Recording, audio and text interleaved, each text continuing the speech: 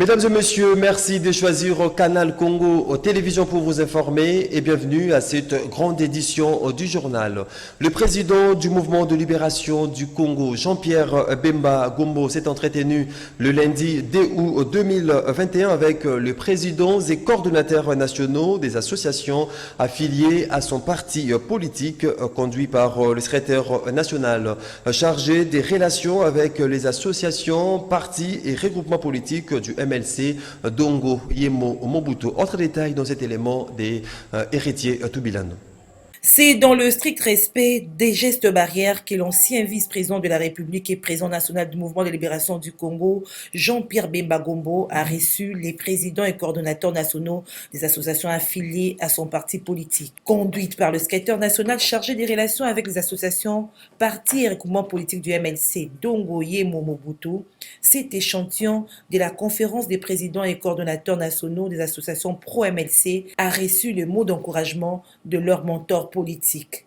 Heureux de réaliser que les dirigeants des associations ont compris que le fonctionnement d'un parti politique n'est pas seulement l'affaire d'un individu, Jean-Pierre Bemba Gombo a invité cette crème représentative des associations à étendre l'implantation de leur structure sur toute l'étendue du territoire national. Il a par occasion tenu à faire savoir à ses hôtes que l'on ne fait pas la politique pour s'enrichir ou bien pour se faire de l'argent, mais pour le bien-être du peuple. Aussi a-t-il invité les présidents et coordonnateurs des associations affiliées au MLC d'exploiter les discours du MLC pour convaincre davantage dans la mobilisation qu'ils ont à faire. Il est de notre devoir d'encourager les associations, il est de notre devoir aussi de les aider à aller de l'avant. Raison pour laquelle, dans le but de les encourager, nous les avons emmenés pour que le président puisse coller les noms au visage. Donc voilà, c'est dans cette optique présentée et qu'ils puissent communier avec leur leader, Jean-Pierre Bemba. Nous avons une histoire, nous avons un discours, nous avons l'un des principaux acteurs de la pacification du pays, de la restauration de la démocratie dans notre pays. Nous avons une histoire sur la pacification, la restauration de la sécurité. Renseignez-vous, le MLC a pacifié l'Ituri béni. Vous ne manquez pas de discours pour mobiliser et convaincre nos compatriotes, a déclaré Jean-Pierre Bemba. La rencontre de ce jour entre le chairman du MLC et les représentants des associations affiliées à son parti a constitué un baume de motivation pour ces derniers d'écouter leur leader. Et puis, à l'occasion de la célébration dimanche 1er août 2021 de la fête des parents et journée dédiée aux morts, la vice-premier ministre en charge de l'environnement et développement durable, Eve Bazaïba Massoudi, a fait une ronde de mémoire et de proximité envers les siens. Autre détail dans cet élément de Doudou Montiri. Eve Bazaïba Massoudi a respecté la traditionnelle journée du 1er août, dite fête des parents et dédiée également aux morts, aux premières heures de la matinée, accompagnée des quelques membres de sa famille. La vice-premier ministre en charge de l'environnement et développement durable a sillonné différents cimetières dans le but d'honorer la mémoire de ces êtres chers disparus. En premier lieu, elle a visité les cimetières d'Ekitambo, où gît ses beaux-parents El Hadj Massoudi Kalombo et ses géniteurs Bazaïba Akassoua Victor, retirés de son affection très tôt. Revêtue de sa casquette de fille et membre de la famille de ses illustres disparus, impuissante devant cette fatalité et très émue, Eve Bazaïba n'a pas pu retenir ses larmes. Un travail d'assainissement, coup de balai, bref, un nettoyage a été effectué sur place pour rendre salubre l'espace où reposent à jamais ces personnes dont les souvenirs ne pourront jamais s'effacer. Après la visite des tombeaux, membre de sa famille, Eve Bazaïba a pris la direction du cimetière musulman d'Ekitambo. Sur place, cette dame de la foi musulmane a honoré la mémoire de ces vaillants soldats du peuple congolais tombés, assassinés au front le 2 janvier 2014, le général Mamadou Moustapha Ndala et quelques membres de sa famille décédés. Une ronde de mémoire et de proximité. Le ministre des Transports, Voies de Communication et Désenclavement, Chéribin Okende, a échangé le lundi 2 août 2021 avec les agents de l'entreprise de transport au Congo, Transco, dans la commune des Limété. Le numéro 1 des transports congolais a appelé les travailleurs grévistes de reprendre les travaux dès ce mardi, car, dit-il, la nouvelle équipe dirigeante a pour principale mission de payer les arriérés des salaires des agents. Nous en parle Nancy Leka dans cet élément. Le ministre des Transports, Voies des Communications et Désenclavement a effectué le lundi 2 août 2021 une descente au deuxième siège de l'entreprise Transport au Congo Transco dans la commune de Limété. Le salaire, c'est l'une des principales raisons de la grève sèche que les agents de Transco ont décrété depuis une semaine. Ils accusent 8 mois d'impayement alors que chaque jour, ils renflouent les caisses de l'entreprise avec des millions dans le versement quotidien. C'est lui qu'ils appellent Magoufouli, à cause de son combat pour la justice sociale, est venu à leur rencontre, les écouter et leur parler. Le gouvernement, par le biais du ministre des Transports, Voies des Communications et Désenclavement, ayant montré sa ferme volonté d'améliorer la situation des agents de Transco, Chérubin Okende Senga a lancé un appel à la reprise du travail dès ce mardi, vu que la nouvelle équipe dirigeante qu'il a promis de nommer a pour principale mission de payer les arriérés de salaire.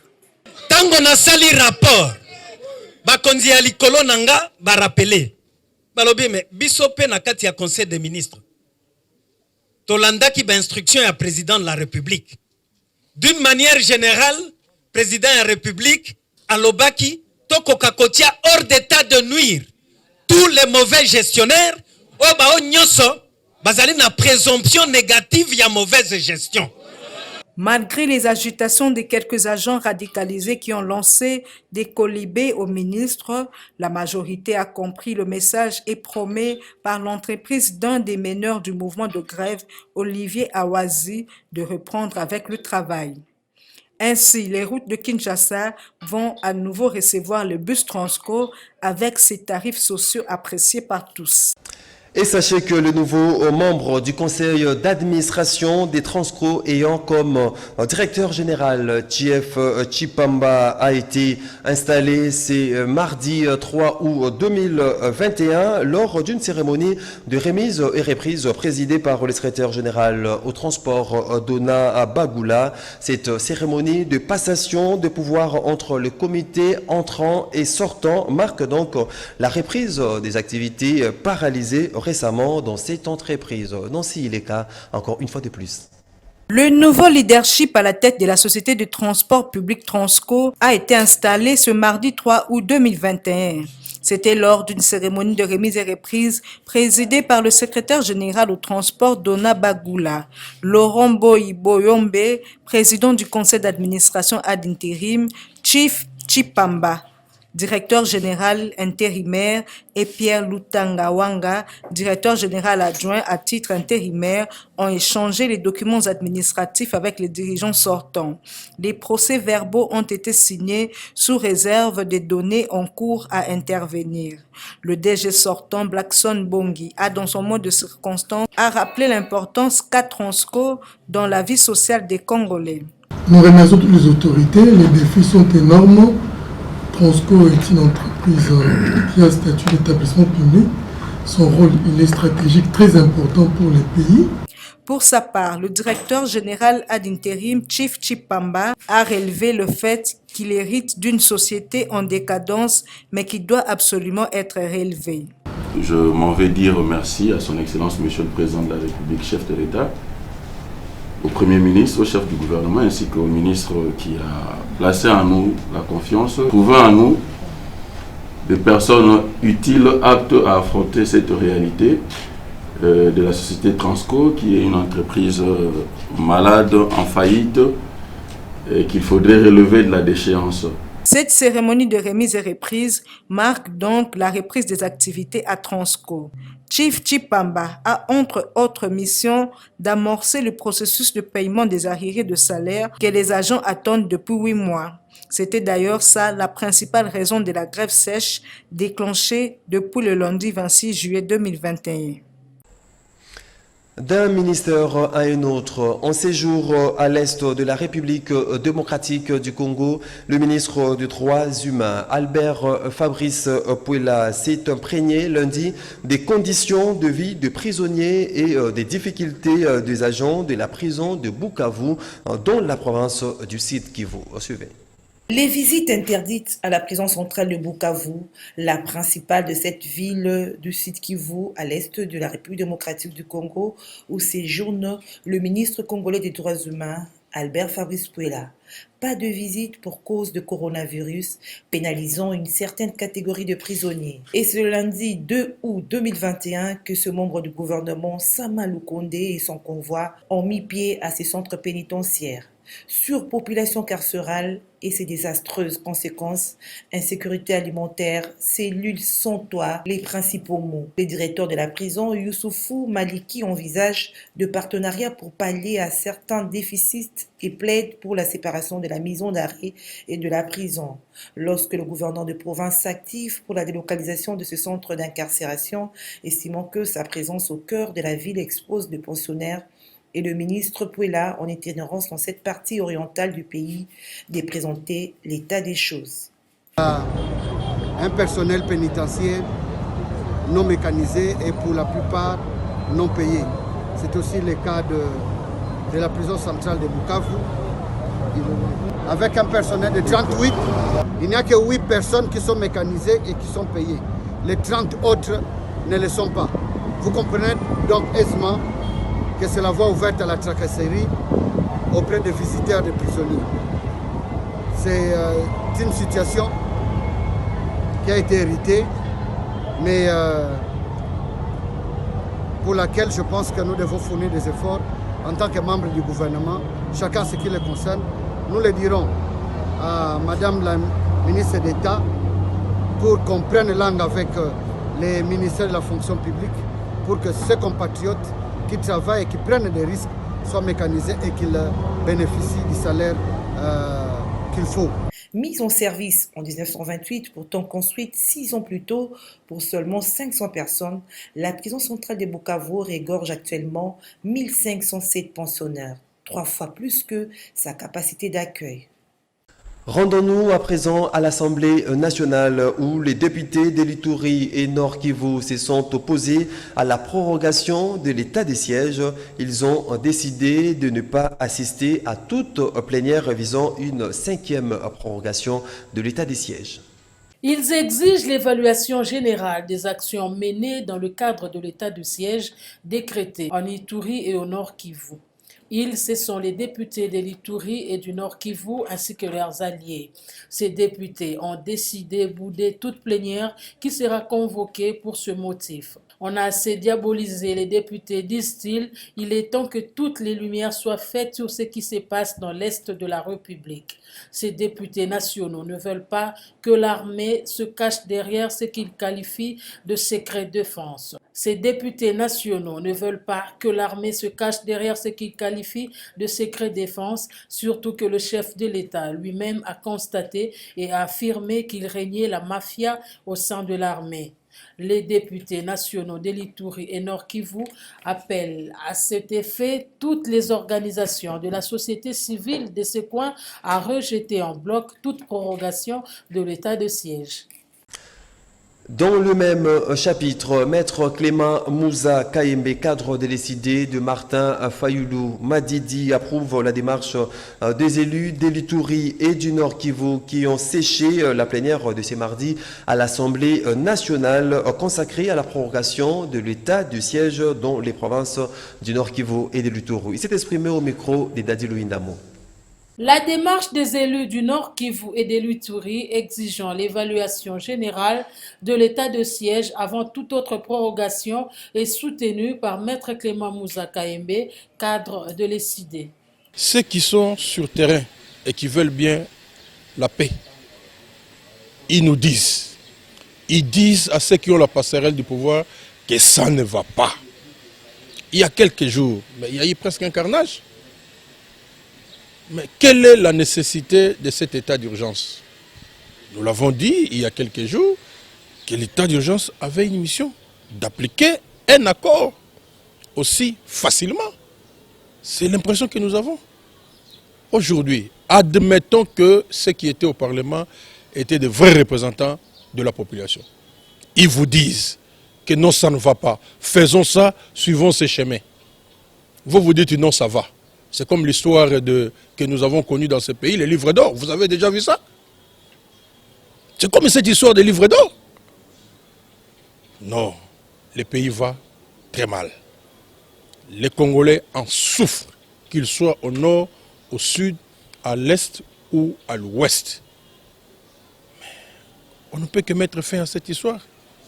Qu'est-ce que ça a apporté à la population? Poser la question. Il y a quelques jours, j'ai suivi un mineur sur une chaîne de la place.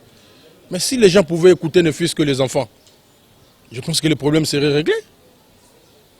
Donc, la situation du pays ne fait que s'aggraver en termes de crise. Ressaisissons-nous. Il y a combien de promesses déjà dans ce pays, faites par les institutions, ceux qui ont la passerelle du pouvoir? Les gens sont même fatigués. Les gens sont même fatigués de ces promesses. Les gens sont en train de mourir. Les gens sont en train d'être massacrés. Et vous travaillez en termes de promesses.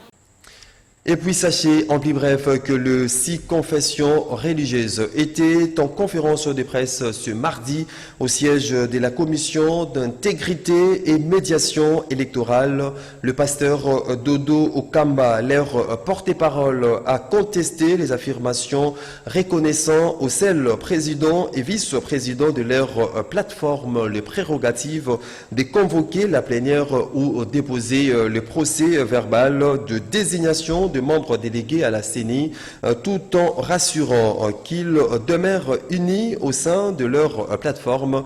L'évêque des églises, Bit Saïda, affirme que la majorité des membres peuvent convoquer une plénière ou décider du dépôt du procès verbal qui en résulte. Dodo Kamba a en outre rappelé également que si la charte établit le siège de la SENCO, cette même charte prévoit que ce siège peut être transféré sur décision des membres et non sur décision du président ou du vice-président.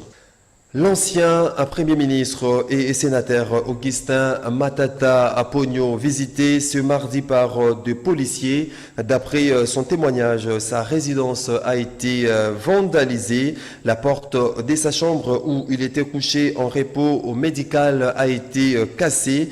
Matata Apogno affirme qu'il a été menacé pour avoir refusé de répondre à un mandat de comparution qu'il qualifie d'illégal sur les dossiers Boukangalozo. Nous y reviendrons avec force de détails dans nos prochaines éditions. Dans un tout autre chapitre, détournement avéré de fonds alloués aux opérations militaires planifiées dans le cadre de l'état des sièges. Vous le savez certes que le général Amissi Kumba dit Gabriel Tangofort est en mission d'inspection dans ce coin du pays. Aussi, 9 autres officiers militaires ont été arrêtés à Goma ce mardi 3 août 2021. Suivez. Encore des officiers militaires arrêtés à Goma pour détournement avéré de fonds alloués aux opérations militaires planifiées dans le cadre de l'état de siège. La mission d'inspecteur général de l'armée, le général Amissi Kumba Gabriel, se poursuivant. Ils sont au total 9 officiers de FARDC, dont 2 colonels qui ont été mis à la disposition de la justice militaire ce mardi. C'est le major Jerry Bello, porte-parole de l'inspection, qui l'a annoncé. Cela fait un total de 26 militaires impliqués dans le détournement de fonds alloués aux opérations militaires dans le cadre de l'état des sièges. À Béni, 6 militaires, dont 5 officiers supérieurs, étaient mis à la disposition de la justice militaire en date du 27 juillet 2021.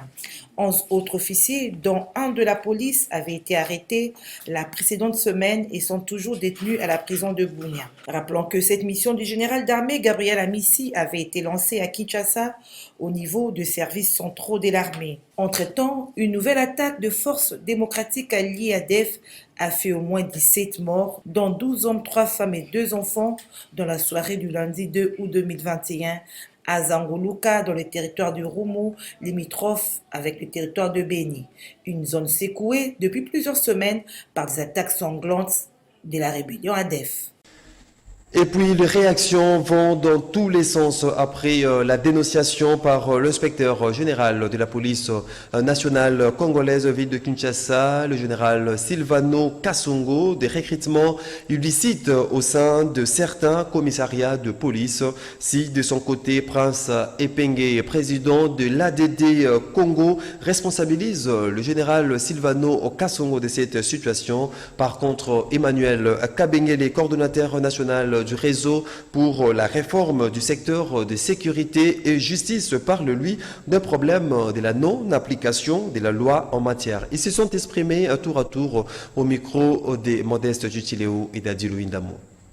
Des recrutements illicites au service de la police. En tout cas, les commissaires divisionnaires de la police ville de Kinshasa l'a dénoncé au cours d'une parade.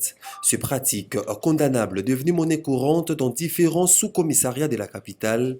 Une faute que Silvano Kasongo attribue aux responsables du commissariat commis à sa gestion. D'où interpelle-t-il le service de renseignement afin de mettre la main sur tous ceux qui recrutent de policiers sans formation préalable. Et des réactions ne se sont pas fait attendre. Le président de l'ADD Congo, Prince Epenge, responsabilise le général Kasongo à ces sujets. Je crois que la personne qu'on doit interpeller, c'est Kasongo lui-même. Comment est-ce qu'on peut avoir des recrutements de policiers au niveau des sous-SIAT? La procédure du recrutement des policiers est codifiée, est connue de tous. La loi, le règlement le détermine. Comment un OPJ peut aller recruter un policier au niveau des sous-SIAT? Ce qui est, ça ne va pas. C'est-à-dire que c'est un aveu d'échec au niveau de M. Kasongo lui-même. De son côté, le coordonnateur national du réseau pour la réforme du secteur de sécurité et de justice, Emmanuel Kabengele, évoque le problème de non-application de la loi en matière de recrutement au sein de la police. Je suis très surpris qu'il se plaigne qu'il y ait de recrutement pratiquement qui se font sans qu'ils ne connaissent. Cela témoigne d'un certain désordre, d'une certaine désorganisation, et nous pensons que dans le cadre déjà de la réforme de la police qui est déjà en marche, on se doit de revoir rapidement cette situation. On ne peut pas comprendre comment un commandant du sous-commissariat peut avec aisance arriver à faire entrer dans la police certains agents. C'est pas ça la loi sur le statut du policier. Les jalons ont déjà été posés parce que nous avons vraiment un cadre légal dont on peut se vanter, mais c'est pratiquement le cadre qui est entre le cadre légal et la mise en œuvre de ce cadre légal. Et c'est à ce niveau-là qu'il y a de soucis. Voilà qui me fin, mesdames et messieurs, à cette grande édition du journal. Merci à vous de nous avoir suivis.